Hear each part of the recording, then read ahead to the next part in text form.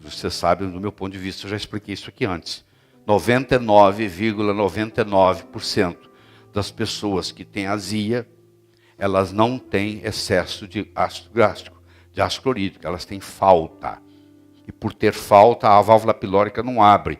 Há o refluxo esofágico e o pH do estômago, que é 2,5. No caso dela é 5, mas mesmo um 5 caindo no esôfago, onde o pH é 6,5, vai dar queimação. Ela tem falta de ácido clorídrico e não excesso de ácido clorídrico.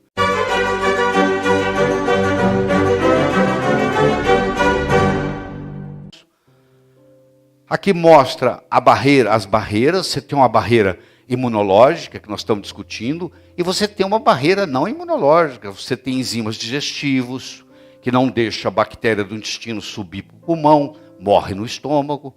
Não deixa a bactéria que você ingeriu, que veio contaminado no alimento, entrar no intestino, morre no estômago. Mas se você tem um problema gástrico, por deficiência de ácido clorídrico, você bloqueou essa barreira, tanto subindo quanto descendo. Agora, bactérias intestinais vão subir, vão cair no pulmão, você vai aspirar, ou bactérias que você ingeriu, que iam morrer no estômago, vão descer e vão lesar, causar injúria no seu intestino.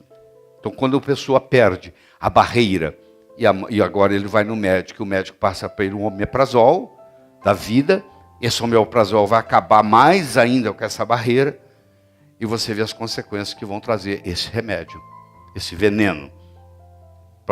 Você sabe, do meu ponto de vista, eu já expliquei isso aqui antes.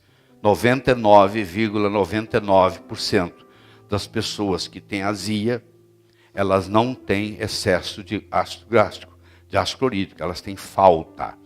E por ter falta, a válvula pilórica não abre. Há o refluxo esofágico e o pH do estômago, que é 2,5. No caso dela é 5, mas mesmo um 5 caindo no esôfago, onde o pH é 6,5, vai dar queimação.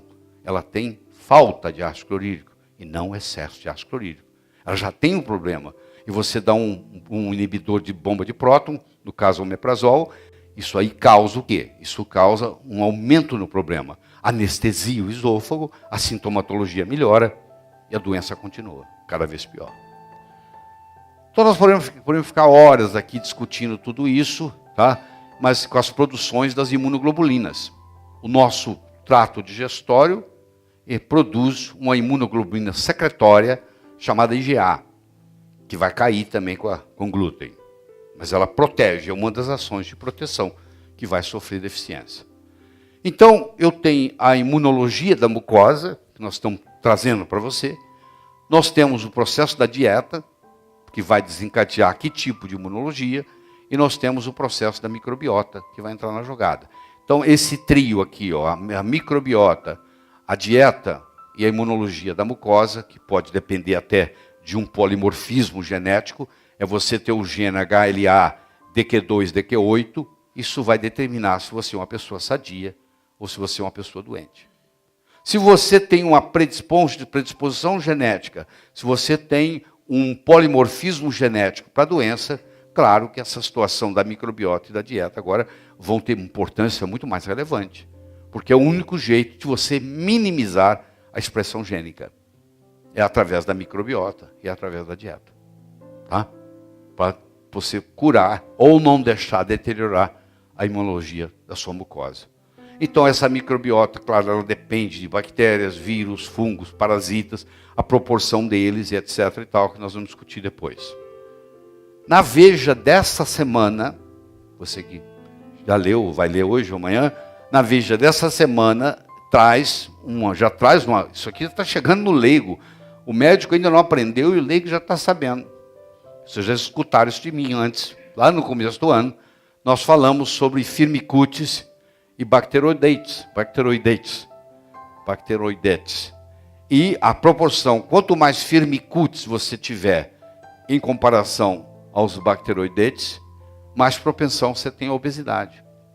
Mas a mudança da microbiota intestinal, aumentando o número de firmicutes, propicia ao desenvolvimento da obesidade no adulto. Então eles conseguem hoje pegar uma criança de 2, 3 anos, examinar a microbiota intestinal dessa criança e prever se essa criança vai no futuro, ter ou não obesidade, predisposição à obesidade, baseado nesse processo que vocês estão vendo aí. Muito bem. Apesar de descrita em 250 depois de Cristo por Aretaeus, na Capadócia, a doença celíaca foi cientificamente descrita pelo médico inglês brilhante Samuel Dee, em 1888. Vou enfatizar mais uma vez. O Samuel Dee concentrou-se no problema da doença relacionada com o intestino. Então, até bem pouco tempo, doença celíaca era uma coisa que ocorria em criança, magra, com esteatorreia, e que tinha um problema intestinal. E esse conceito foi passado na faculdade de medicina. E esse conceito se aprendeu. Mas hoje não tem nada a ver com a verdade. Isso é 1/8 do processo que existe no mundo. Diagnosticar uma doença não é o mesmo que curá-la. Você sabe, por exemplo, na neurologia se fazem diagnósticos brilhantes. E aí você pergunta, e aí, o que faz? Ah, não tem nada para fazer. Então, eu diagnostiquei a doença celíaca. O que faz? Ah, não tem nada que fazer. Não, não tem nada, não, tem muito o que fazer. Talvez a medicina clássica não saiba, mas tem muita coisa para fazer. Você vai ter que trabalhar com esse paciente 2 anos, no mínimo, para restaurar a tolerância oral. Então, qual a meta? Restaurar a tolerância oral.